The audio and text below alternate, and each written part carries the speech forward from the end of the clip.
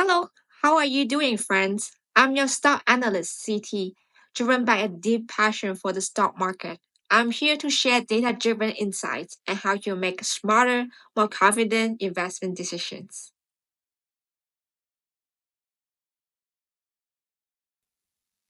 Hey everyone, welcome back to the channel. This week, we are looking at a lesser known but fast growing IT company, Kneat.com. If you have been following my weekly earnings calendar or keeping an eye on the Canadian stock market, you may have noticed that Kneat.com is set to announce earnings next week. Now, here's where it gets interesting. Kneat hasn't actually specified the exact date of their website, but after doing some digging, most sources suggest we should see their earnings reports come out on February 19. So let's break it down. What does Kneat do? How has the stock performed? And what are the risks and opportunities? And most importantly, is it worth investing in? Stick with me because this is going to be an interesting deep dive. What is Kneat.com? Kneat is a SaaS, a software as a service company that focuses on a very specific problem: digital validation and automation for regulated industries. Now, what does that mean? Think about industries like pharmaceuticals, biotech, and medical devices. These companies must comply with strict regulations to ensure their products are safe, effective, and properly documented.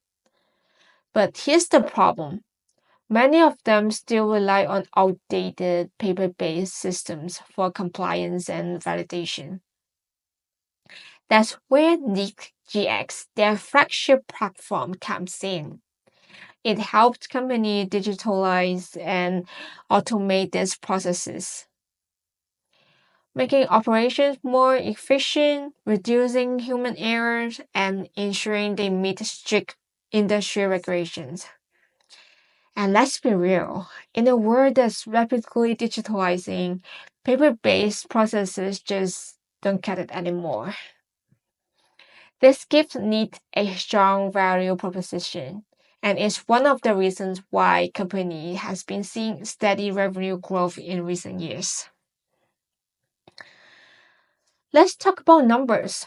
In Kneat's most recent financial statement, we see that its revenue is heavily driven by SaaS licensing, making up 89% of total revenue, while professional services account for 9%. The company's primary revenue sources are the Americas and Europe, which together contribute 99% of total revenue. Now, revenue growth has been strong, but it hasn't been without volatility. From 2020 to 2022, the company saw some fluctuation, but since 2023, it has maintained a steady 38% annual growth rate. Here's a catch: profitability has been a challenge.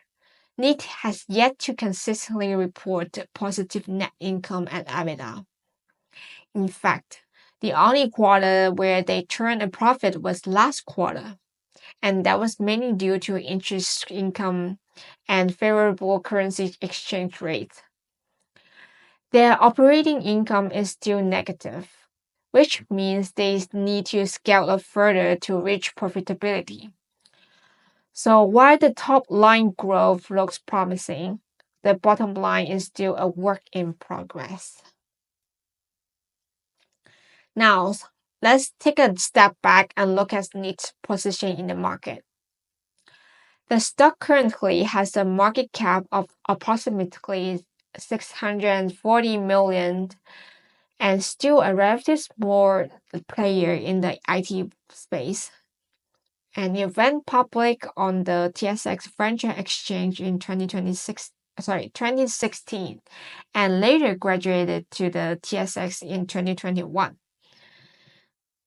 What's interesting is its ownership structure. 66% of shares are held by retail or individual investors. 25% are owned by institutions and venture capital firms. Now, why does this matter?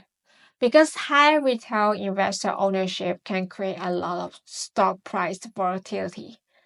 If institutions held a larger stake, the stock might be more stable, but with a large number of retail investors, we can expect bigger price swings based on sentiment.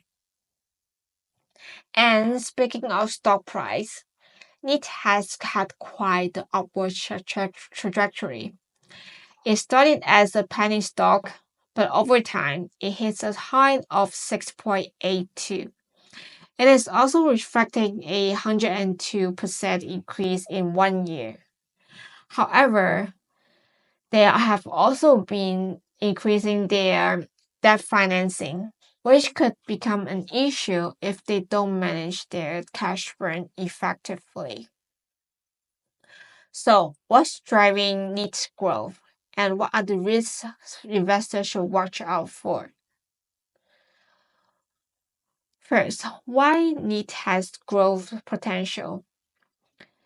It is an iOS certified SaaS platform, so it's essential for compliance and in regulated industries. And there's a strong demand for digitalization. Many companies are moving away from paper-based validation. And also, Kneat has been expanding the market. Kneat is not only just limited to life sciences anymore. They have started expanding into consumer food and beverage sector, which opens up new revenue opportunities. Here are the risks should watch out for. High cash burn and liquidity risk. Kneat is still not consistently profitable, meaning they may have need additional funding to sustain growth. And it's the sector's concentration. Their heavy reliance on healthcare and life sciences exposes them to regulatory risks and industry volatility. And retail investor influence. A high percentage of retail ownership can lead to stock price fluctuations, making it harder to predict long-term trends. All right, so given everything we have looked at, where do I see Kneat stocks heading? I'd rank a multi-stage discounted cash flow model to assess Kneat's variation under different scenarios. For the bullish scenario, if Kneat successfully scales and turns profitable, I see a potential upside to $10 per share. But based on more realistic outlook, given the current corporate structure, inflation risk, and steady growth, a fair estimate is around 6.24 per share. For the bearish scenario, if competition increases or we hit a recession, I see a downside to around 3 to 4 per share. So while the upside is attractive, we have to keep an eye on their profitability and cash burn to determine whether this is a solid long-term play. Final thought. Kneat is an exciting company in a niche market, and its SaaS model gives strong recurring revenue potential. But like any young company, it still has challenges to overcome, mainly profitability and sector risk. So, what do you think? Is Kneat a strong growth stock, or is it too risky at this stage? Let me know your thoughts in the comments below. Wishing you a great trading week ahead. Let me know your thoughts in the comments. Bullish or bearish? Don't forget to like, subscribe, and stay tuned for more market insight. See you in the next one. Bye.